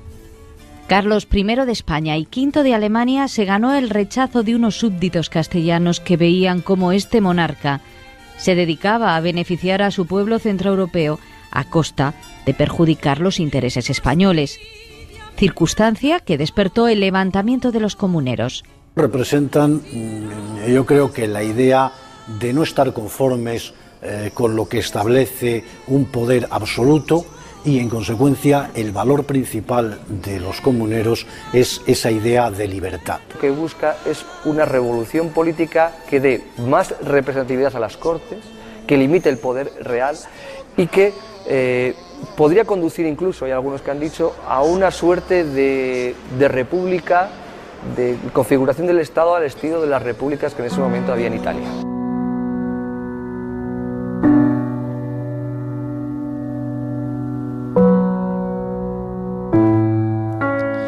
Es un fragmento de un documental de televisión Castilla y León, en donde hemos escuchado a Antonio Calonge, director de la Fundación Villalar Castilla y León, y a un buen amigo, Enrique Berzal de la Rosa, profesor de la Universidad de Valladolid, que ya estuvo con nosotros precisamente en ese programa especial que hicimos desde la ciudad de Valladolid en conmemoración de esos 500 años de la batalla de Villalar, ¿no? El pasado 23 de abril. El siglo XVI es uno de los siglos más convulsos de la historia de España, en donde se van asentando un montón de los ideales y de las propuestas políticas que luego con el paso del tiempo han quedado más asentadas, ¿no? en la realidad de nuestra actualidad. Siempre que pensamos en la historia de España, pensamos prácticamente pues en los grandes monarcas de esta época, con Carlos I, con Felipe II, y luego Felipe III, Felipe IV. En definitiva, esos comienzos del siglo de oro, ese renacimiento, en el caso de Carlos V, Carlos I de España y V de Alemania, que es también el trasfondo histórico de la novela que hoy presentamos y tenemos sobre la mesa en este programa de Ser Historia. Francisco Ejido, bienvenido a Ser Historia. Hola Nacho, muchas gracias. Francisco Ejido es Digital Manager de Prisa Radio. Como le decía yo ahora en broma, ha bajado de la 9ª planta, la noble de esta casa, a la 8ª, donde hacemos este programa. Pero también es un entusiasta de la historia, de la literatura, y acaba de publicar con Ediciones Derviche, una editorial segoviana, este título, El blasón de la reina, en donde se toma como marco, ¿no? Como marco histórico precisamente esta época en donde, ahora lo hablaremos con él, empezaba, ¿no?, a debatirse muchos de los problemas que luego a la postre han seguido en ocasiones casi, ¿no?, en pleno siglo XX, muy candentes. Francisco, lo primero, que parece una pregunta de perogrullo, pero ¿qué es un blasón? Ese escudo, ¿no?, en donde aparecen tantos símbolos y tantos elementos, ¿no?, que recuerdan a un personaje o a una familia. Pues efectivamente, como bien dices, un blasón es un escudo donde viene reflejado pues lo que es el linaje de una casa real, de una familia, donde viene un poco recopilada todo lo que es la historia y también la posición que había alcanzado esa familia o esa persona en concreto. En este caso hablamos del blasón de la reina Juana de Castilla, un blasón con Juana la Loca. Juana la Loca o Juana de Castilla, cualquiera de las dos acepciones, un personaje sin duda apasionante de la historia de España, sobre el que se ha escrito mucho y sobre el que yo no sé si se conoce tanto, y un personaje que fue trascendental en un momento además, como tú bien decías antes, extremadamente complejo de la historia de España. Uh-huh. Entonces ese blasón de la reina doña Juana hay que recordar en este caso quiénes son los padres y quiénes sean los abuelos de la reina Juana de Castilla. Bueno, pues todo ese legado de alguna forma se representa en lo que es el blasón. Uh-huh. Es quizás pues ese último coletazo, ¿no?, de los reyes católicos, en donde en definitiva, ¿no?, existen las dudas, ¿no?, de que estuviera loca o no, o que tuviera algún tipo de enfermedad y más por razones quizá políticas que otra cosa, pues decidió, ¿no?, dejarla de lado para que no gobernara. Sí, efectivamente se ha escrito también mucho sobre cuál era el estado mental de la reina Juana. Pero yo lo que sí que tengo claro a estas alturas es que independientemente de su estado mental o si estaba cuerda o no para desempeñar el cargo que tenía o que le había tocado por su familia, lo que está claro es que ahí confluyeron muchos intereses políticos, muchos intereses de poder, que al final lo que desembocaron fue en ese aparcamiento de la figura de Juana, porque molestaba a todos. Al final llegó un momento en el que molestaba a casi todos los que querían hacerse con el poder en ese momento. Uh-huh. Para su hijo era una figura... realmente la historia del libro parte un poco de ahí, ¿no? De esa tesitura de la reina Juana, que en un momento dado tiene que tomar una decisión cuando los comuneros le ofrecen encabezar el movimiento revolucionario. Tiene que tomar una decisión en la cual tiene que actuar a la vez como reina y como madre. Como madre, porque todo lo que hiciera o cual fuera su postura podría afectar a su hijo, al emperador Carlos. Y por otro lado, como reina de Castilla, en una posición en la cual yo creo que ella estaba bastante más cercana a los postulados de los comuneros, pero a la vez era madre y tampoco quería poner palos en la rueda de lo que era la carrera de su hijo, ¿no? Además lo comentaba, lo decía esa voz en off en ese corte sobre los comuneros de Televisión Castilla y León que hemos escuchado al principio. Aquí no sentó nada bien, ¿no? Que viniera, aunque fuera el hijo de Juana de Castilla, en realidad al príncipe Carlos se le consideraba un extranjero. Es que era un extranjero. Hay que tener en cuenta que el príncipe Carlos, cuando llega a España, es un crío de 16 años, que no conoce el idioma, no hablaba castellano, que conoce poco del país y que ha tenido una educación, una buena educación, pero muy distinta a la que hubiera recibido en el caso de estar aquí. Entonces, efectivamente, que el emperador Carlos se equivoca en esos primeros años de reinado y que la revuelta de las comunidades, la guerra de las comunidades, le hace modificar su forma de entender la política, eso es evidente porque él cambia de actitud y cambia en su manera de actuar a partir de ese momento. Pero también en la novela se plantea una cuestión, una interrogante, porque es una novela más de interrogantes, de plantear interrogantes que de plantear respuestas. Y se plantea la interrogante de si realmente en esos primeros momentos Carlos pudiera haber actuado de otra manera. Es decir, él venía con un grupo de asesores, de gente de su confianza, que venían de donde él había nacido.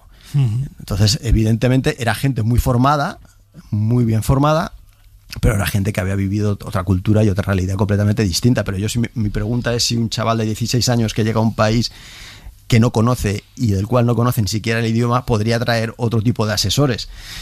Claro. Pues...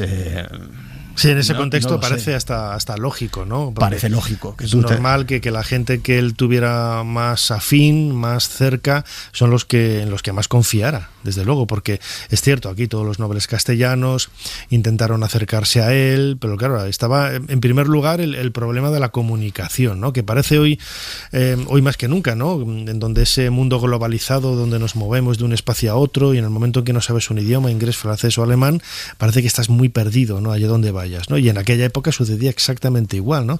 Se necesitaban traductores y muchos de los nobles hablaban solamente castellano, no tenían ningún tipo de relación, aunque sí que es cierto que en aquella época ya empezaba a haber unas relaciones comerciales con grandes banqueros como Simón Ruiz, Cristóbal de Haro, había muchas conexiones, ¿no? Entre España, Amberes, España y los Países Bajos, pero la barrera idiomática yo creo que sería una de las más importantes, ¿no?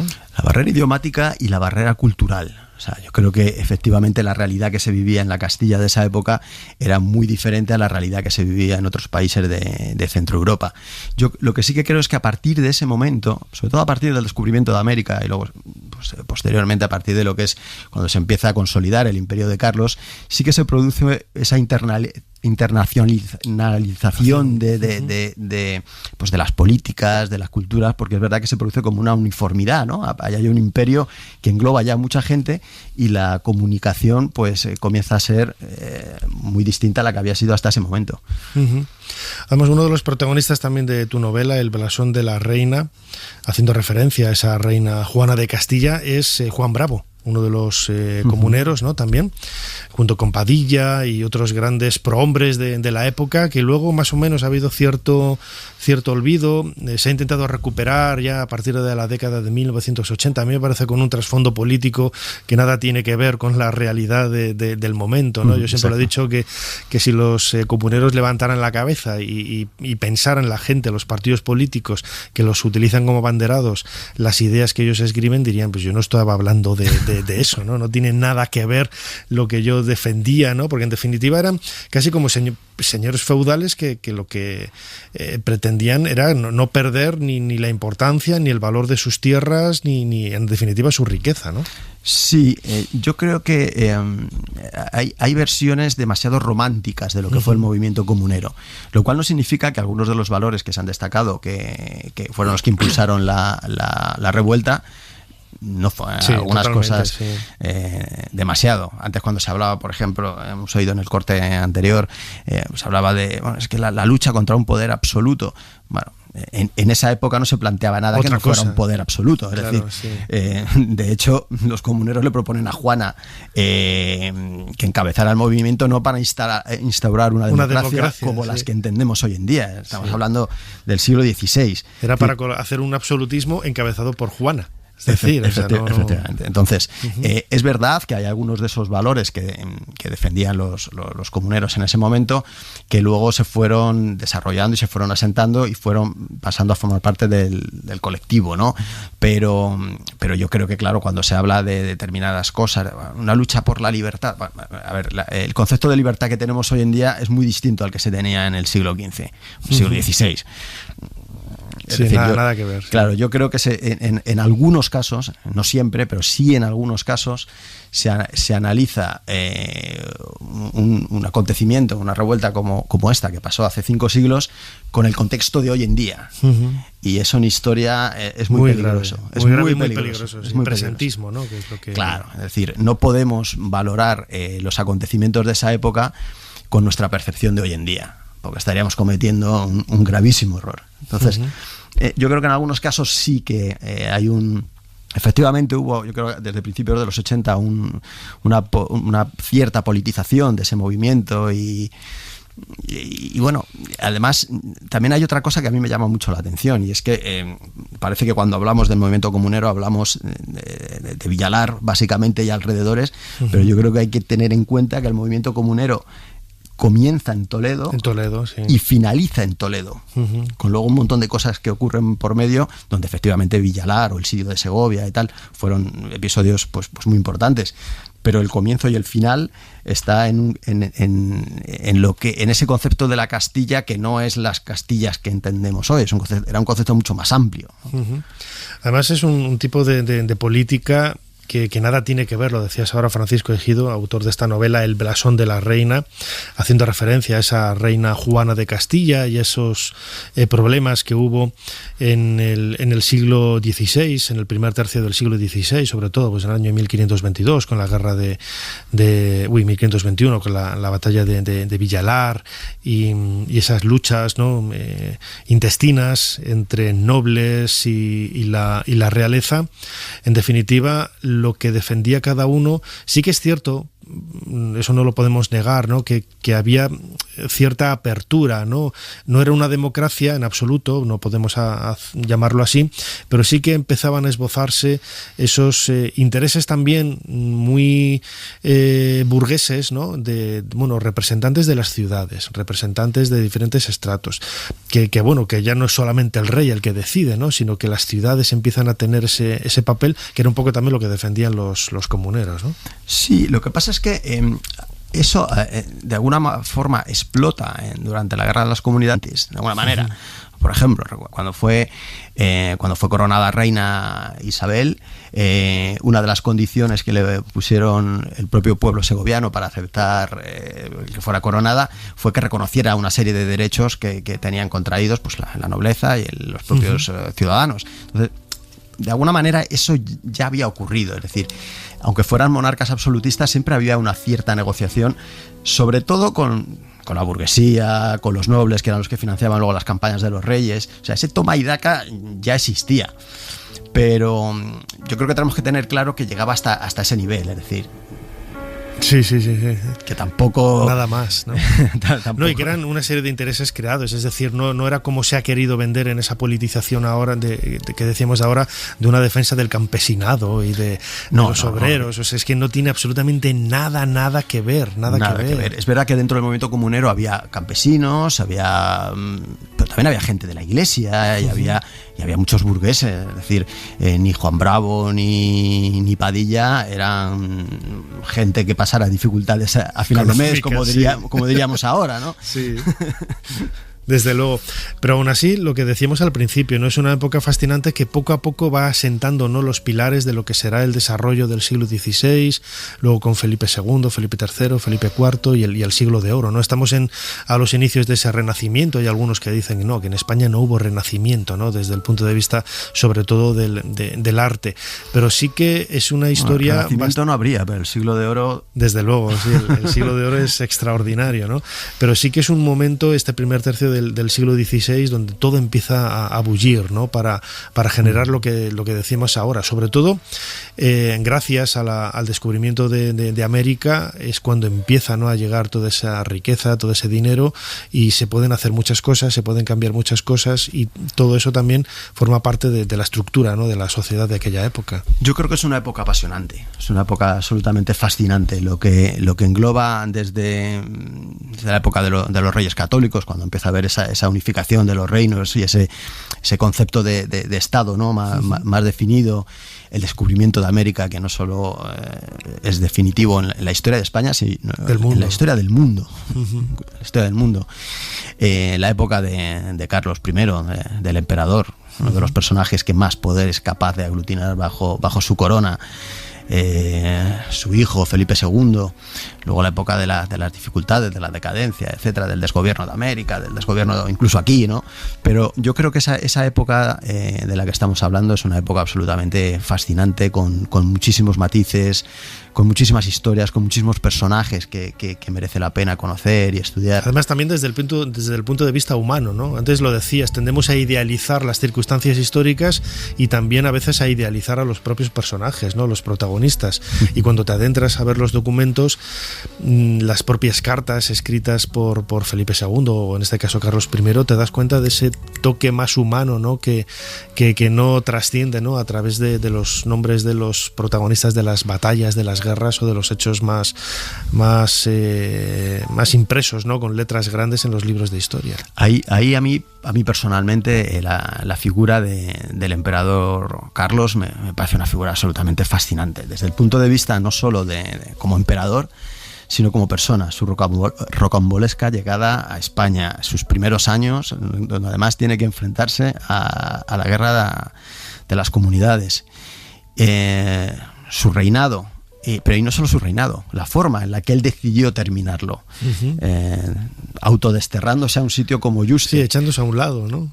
O sea, hoy en día que a la gente que tiene poder parece que le cuesta tanto dejarlo de lado. Bueno, pues el emperador lo hizo cuando estaba en un buen momento todavía, y además lo hace retirándose a un sitio como Yuste, que me parece un sitio absolutamente maravilloso, pero que si hoy en día todavía nos parece lejano, imaginémonos en esa época lo que era llegar a Yuste, ¿no? Me parece que tiene todos los elementos. Si fuéramos americanos se hubieran hecho muchas películas, seguro. Desde lo hemos comentado infinidad de veces, que nos da vergüenza nuestra propia historia, nuestros propios logros. Antes hablábamos a micrófono cerrado, ¿no?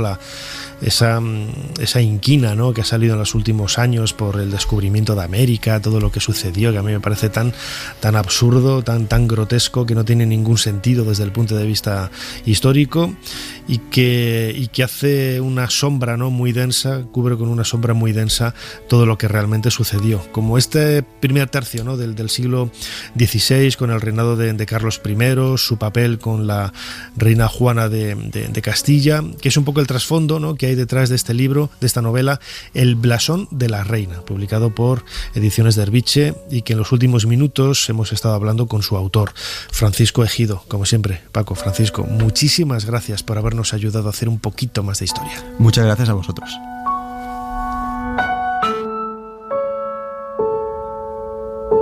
Ser Historia, la historia como nunca antes te la habían contado. Cadena Ser.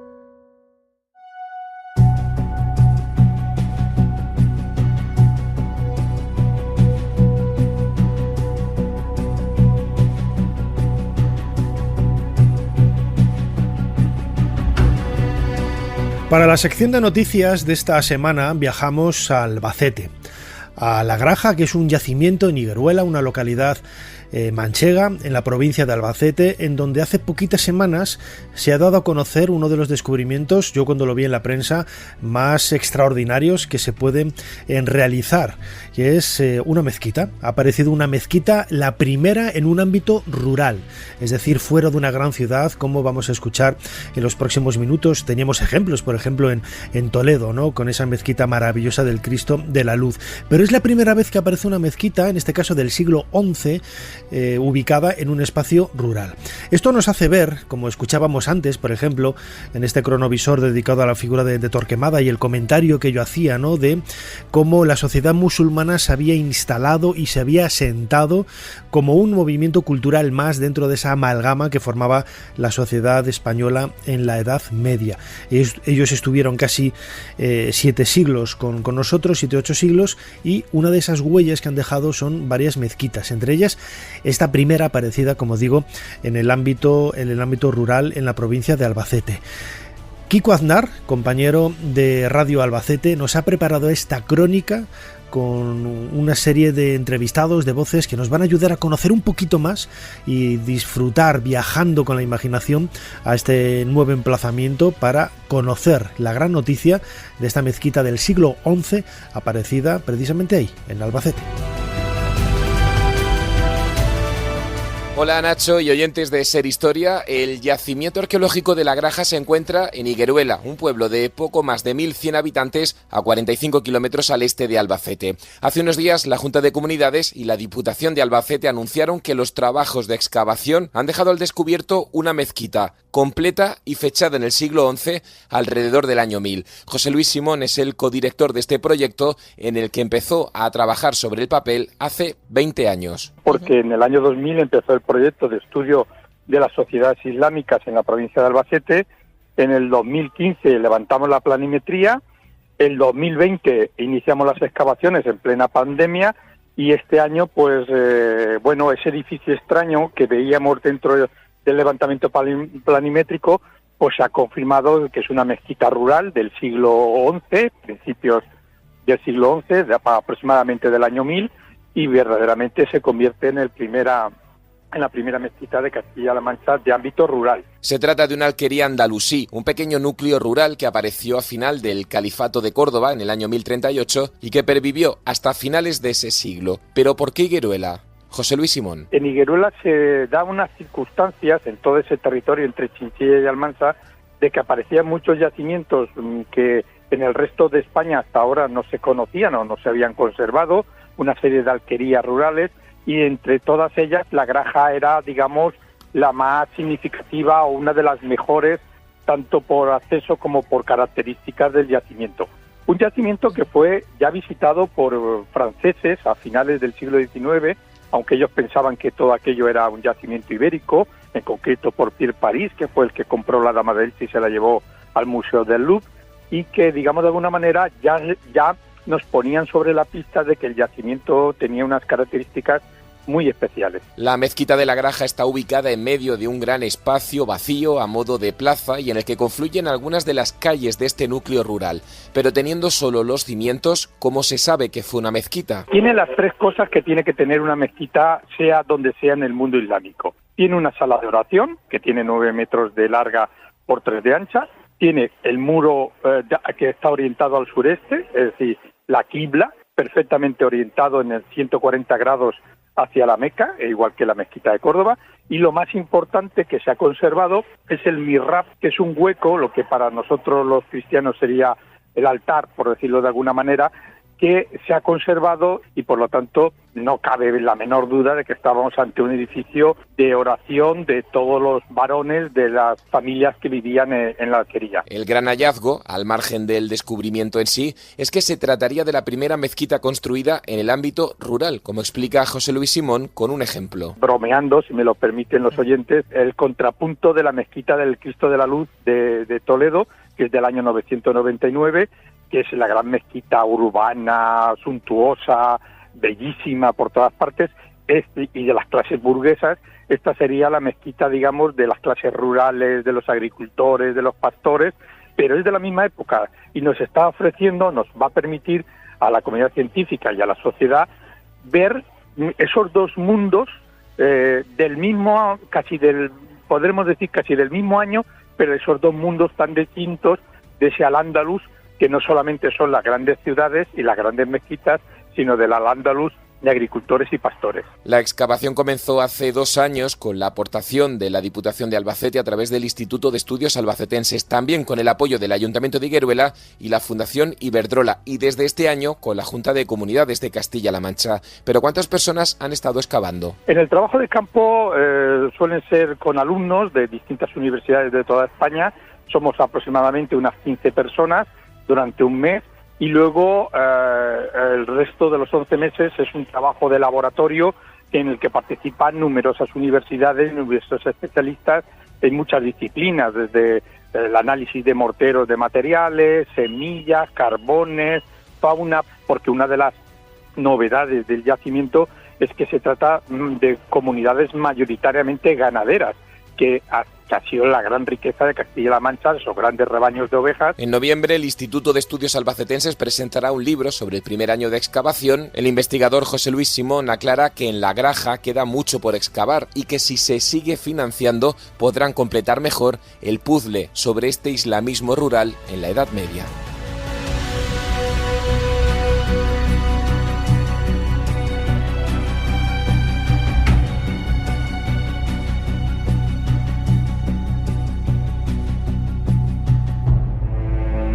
Me han llegado rumores en el harén de que Ramsés está intentando apartarte de la sucesión al trono y colocar en tu lugar a tu hermanastro.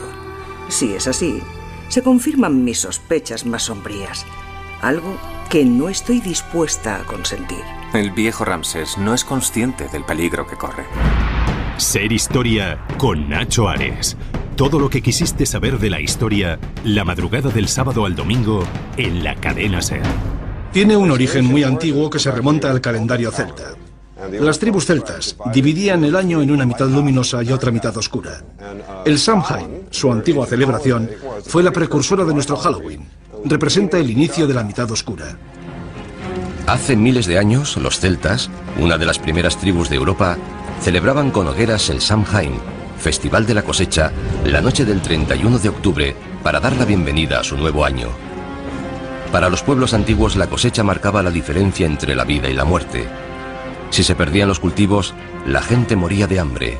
La muerte siempre estaba cerca. La época de la cosecha podía ser bastante tenebrosa. Los días se hacían más cortos, las noches más largas. Surgen dudas sobre si habrá comida suficiente para todo el invierno. Supongo que es el origen de esta especie de pesadilla.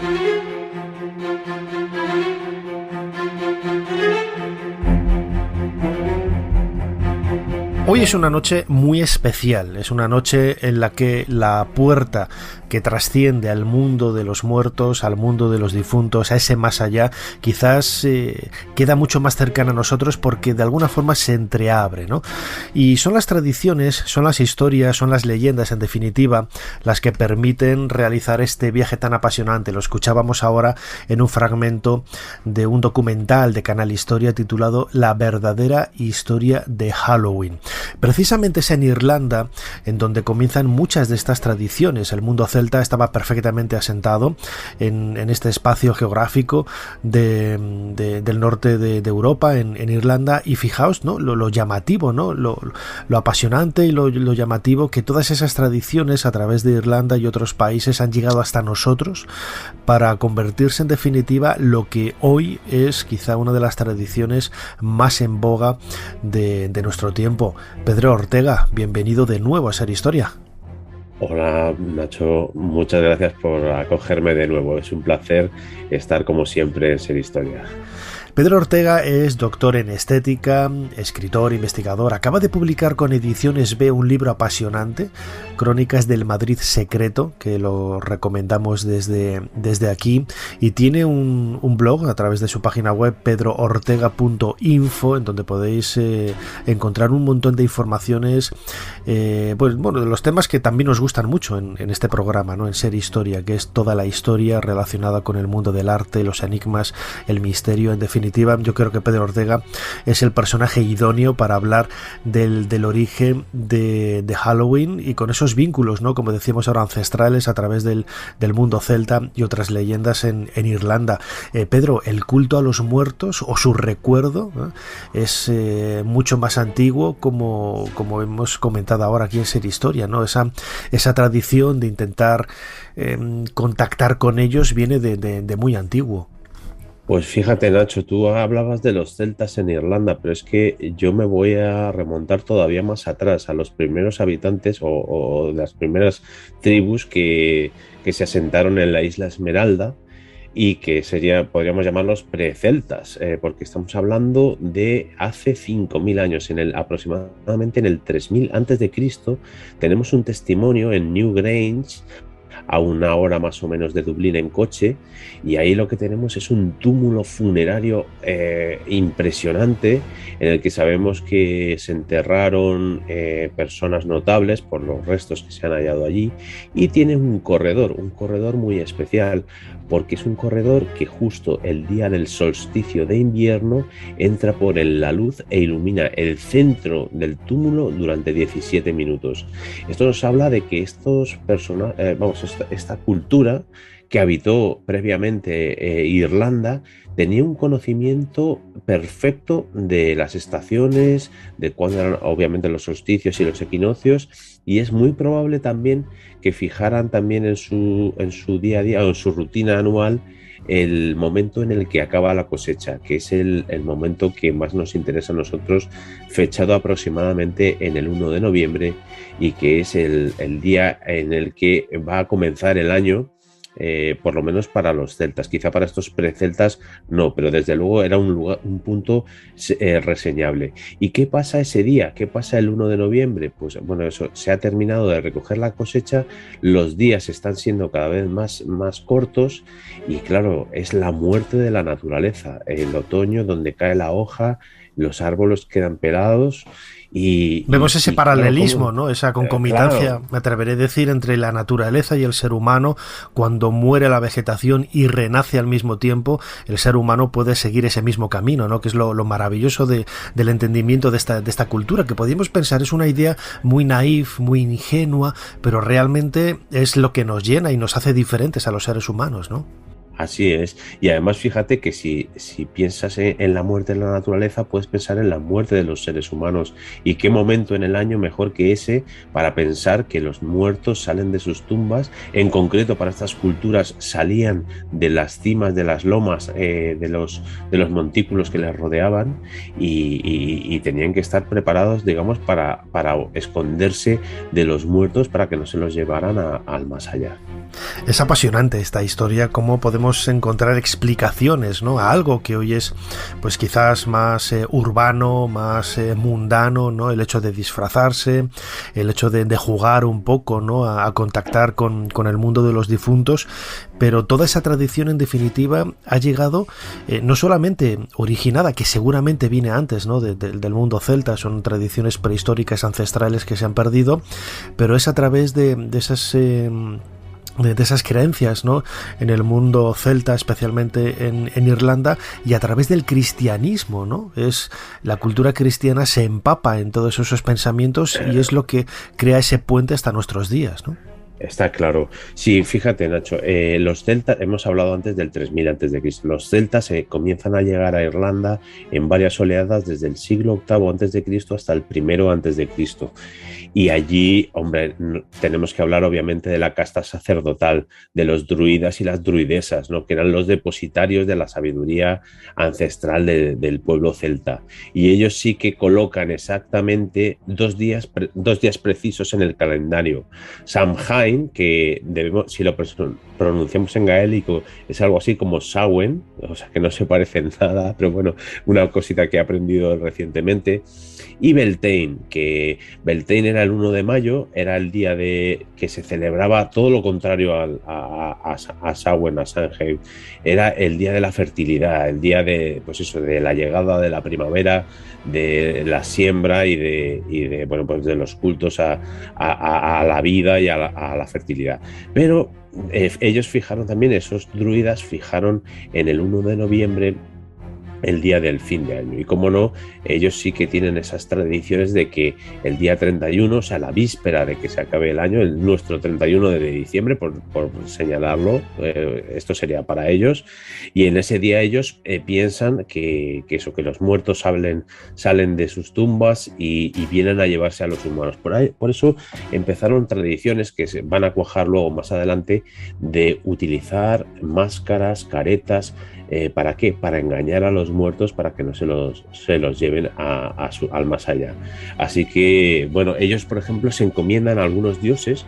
Hay un dios muy curioso que es el dios Lu, que tenemos una representación en el Museo Arqueológico Nacional de Irlanda, en Dublín, y es un dios que tiene 3 caras y que miran a los 360 grados. O sea, es un dios que mira a todo a su alrededor para proteger a los que se hayan encomendado a él.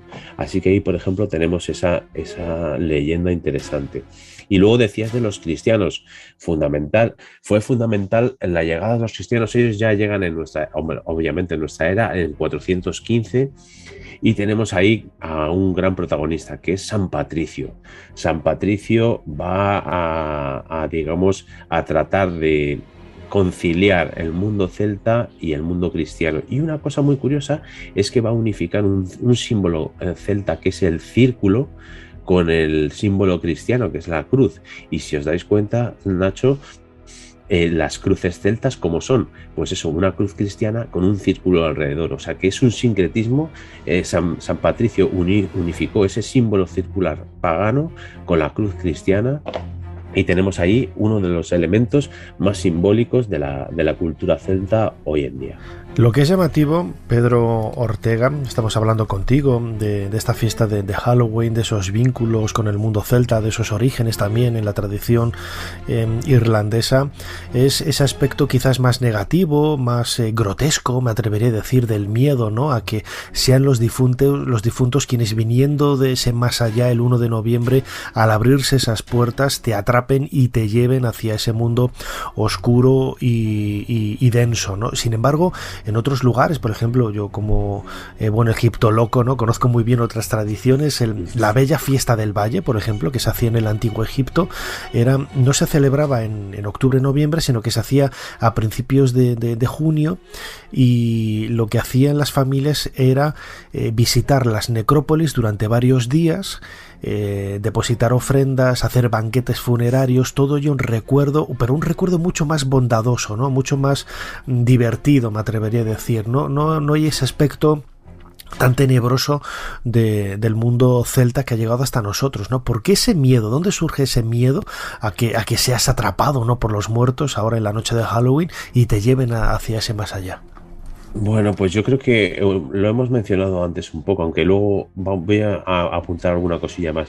El hecho de la muerte de la naturaleza, ¿no? O sea, los días cada vez más cortos. Pensemos que estamos en Irlanda, que ya está bastante al norte. Los días duran muy, muy, muy poco. Y hay ese miedo al mundo de los muertos. Pero es que hay unos personajes femeninos en el mundo celta que son las Banshees. Las Banshees se supone que cuando aparecen es para llevarse el alma, bueno, o sea, aparecen cuando una persona va a morir y vienen para llevarse su alma. Pero fíjate qué tradición más curiosa relacionada con las banshees llegó hasta bien avanzado el siglo XIX, y es que se decía que cualquier día en cualquier circunstancia podía aparecer una banshee y se podía llevar al más allá a los niños pequeños varones. Y entonces, ¿qué hacían los irlandeses? Vestir a sus hijos pequeños de niña.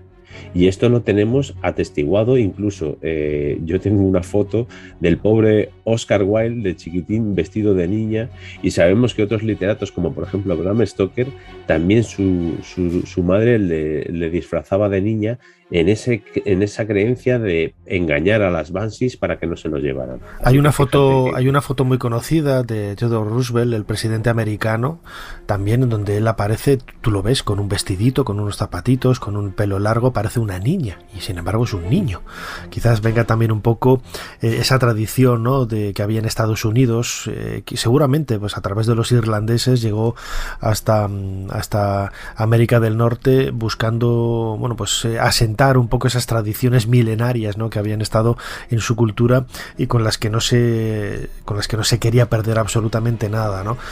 Pedro, lo importante de todo esto es lo reseñable que resultan los calendarios agrícolas desde la prehistoria hasta nuestros días, que parece que ya ahora con los invernaderos podemos cultivar en cualquier época del año, ya no hay un calendario tan estricto, ¿no?, desde el punto de vista natural.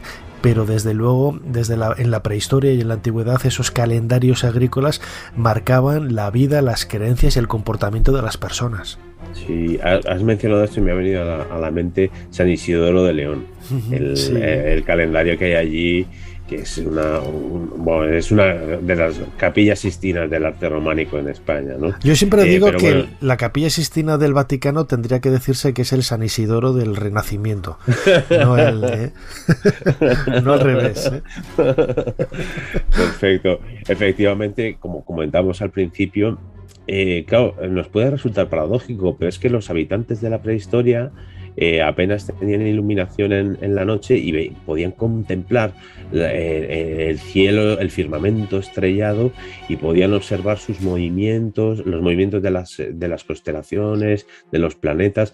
Fíjate, Nacho, ahora me viene a la mente en Armenia, en Karaung, hay un monumento megalítico con menires, y algunos de ellos tienen unas circunferencias perfectamente talladas, que si miras a través de ellas ves la punta de otros menires, con lo cual sería una herramienta rudimentaria para poder observar el movimiento de los astros. O sea, si tú te miras por una mirilla y ves la punta de otro menhir y ahí está coincidiendo una estrella, cuando ésta se desplaza, pues puedes cotejar que efectivamente se está moviendo gracias, a ese instrumento, rudimentario. Por eso nos habla del gran conocimiento que tenían nuestros ancestros en la prehistoria, que muchas veces pensamos que el hombre antes de la escritura pues no hacía nada. Pues la verdad es que tenía un desarrollo intelectual y un conocimiento del medio que ya quisiéramos muchos de nosotros tener hoy en día. Lo llamativo de todo es que Irlanda, ¿no?, abraza una serie de tradiciones, de culturas, de reclamos, ¿no? Muchos de ellos vinculados con lo siniestro, con la muerte. No solamente está el tema de Halloween, que estamos celebrando ahora, sino también uno de los mayores literatos y protagonistas del mundo de la literatura romántica, que es Bram Stoker, y ese Drácula, ¿no? También Irlanda marca un poco también con algunos festivales. Lo hablaremos un poco más adelante, ¿no?, en Ser Historia seguramente, porque la figura de Drácula y Bram Stoker requiere mucho más tiempo, pero es curioso, ¿no?, como Irlanda es la cuna, ¿no?, de muchas de esas tradiciones y de esos arquetipos que la sociedad contemporánea universal ha focalizado precisamente en ese mundo de lo siniestro, de lo oculto, de lo gótico, de lo tenebroso, de la muerte, en definitiva, ¿no? Sí, pues fíjate que Bram Stoker se le conoce, obviamente por su novela Drácula de 1897, pero Siempre que se habla de él y del Drácula se piensa en Transilvania, pero si miramos, ya lo comentaremos quizá un día más en profundidad, si miramos a la vida y los avatares de Bram Stoker, hay muchas leyendas irlandesas que hablan de sangre y que pueden estar relacionadas con el tema de lo vampírico, y es que efectivamente la tierra, digamos, irlandesa pues ha gestado en sí a grandes literatos, algunos caracterizados por digamos, esos temas lúgubres, como puede ser Bram Stoker. Y comentabas que hay festivales, efectivamente, estamos ahora llegando a Halloween y Irlanda está, digamos, abanderando la causa de su apadrinamiento de Halloween como tradición ancestral, y tenemos en estos días varios festivales interesantísimos en Irlanda. Por ejemplo, el Puka Festival en algunos lugares tradicionales, el Derry Halloween en Derry, Londonderry, en Irlanda del Norte, y unos días antes de Halloween, precisamente hablando de Bram Stoker, se celebra en la ciudad de Dublín un festival dedicado a descubrir la vida y la obra de Bram Stoker. Así que es un momento excelente para viajar a Irlanda y disfrutar de estos festivales que tratan de rememorar este acontecimiento que Irlanda reivindica como suyo, que lo hace muy bien porque efectivamente de allí es de donde viene. Así que aquí queda esta recomendación de viajar en estos días a este maravilloso país, a la Isla Esmeralda, a disfrutar de estos festivales de Halloween. Yo creo que para disfrutar de ellos en familia, porque bueno, tienen todo tipo de atracciones musicales, pasacalles, talleres para los peques. Bueno, yo en cuanto pueda me escapo para allá.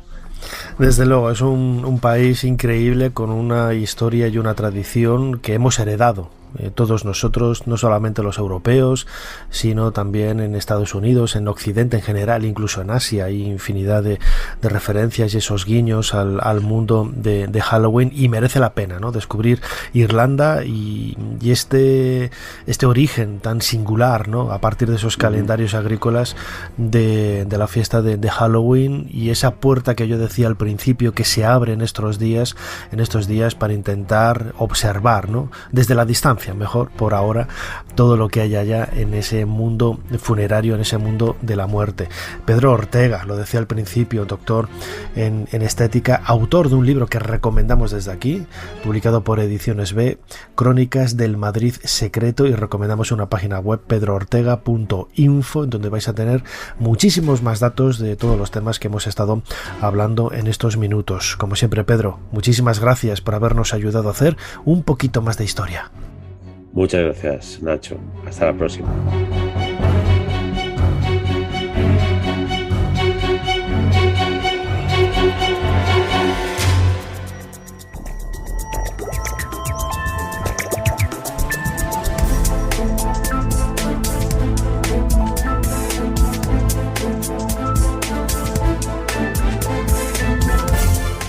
Hasta aquí este nuevo programa de Ser Historia.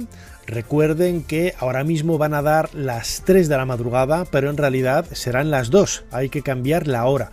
Por eso la emisión de este programa de Ser Historia aquí en la cadena SER ha durado 30 minutos más para amoldarlo un poco al horario de la noche. Recordad que hay que retrasar la hora para amoldarnos al calendario, al horario de invierno.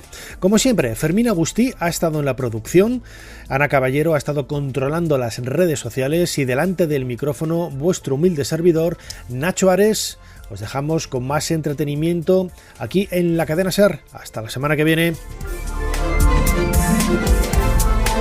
Suscríbete a Ser Historia. Todos los episodios y contenidos adicionales en la app de Cadena SER y en nuestros canales de Apple Podcast, Spotify, iVoox, Google Podcast y YouTube. Escúchanos en directo en la SER los domingos a la 1:30 de la madrugada. Cadena SER. La radio.